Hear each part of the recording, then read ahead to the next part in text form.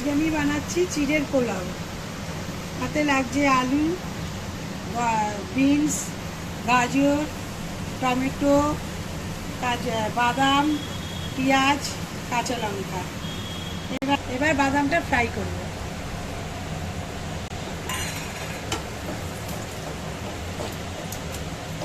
চিড়েটা ধুয়ে নিই, ধুয়ে এখানে রেখে দেবো, জলটা ঝরবে, তারপরে দেব। এবার সর্ষে দিয়ে দিলাম,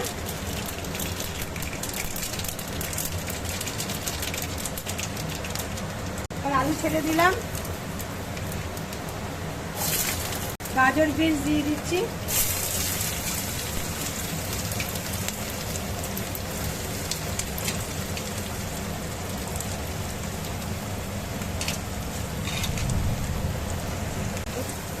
এটা ফ্রাই করে নিই। তারপরে পেঁয়াজ দেবো, কাঁচা লঙ্কা দেবো, টমেটো দেবো, হলুদ দিয়ে দিই।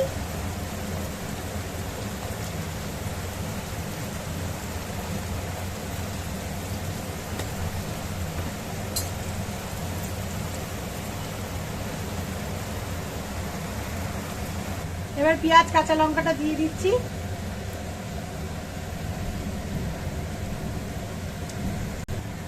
টমেটো দিচ্ছি, এবারে একটু নেড়ে দিই, তারপরে চিড়াটা দিয়ে দেবো। এবার চিড়াটা দিয়ে দিচ্ছি।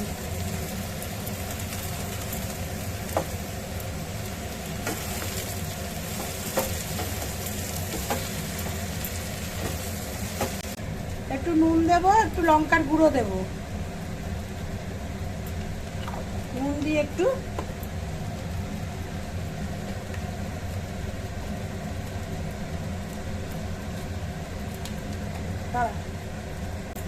একটু ঘি দিচ্ছি। এবার বাদাম দেব, বাদাম দিয়ে দিয়েছি, ঘি দিয়েছি, তো একটু নেড়ে দিই।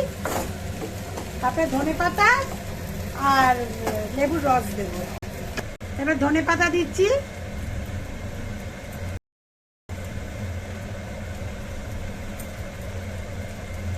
এবার লেবুর রস দিয়ে দেবো।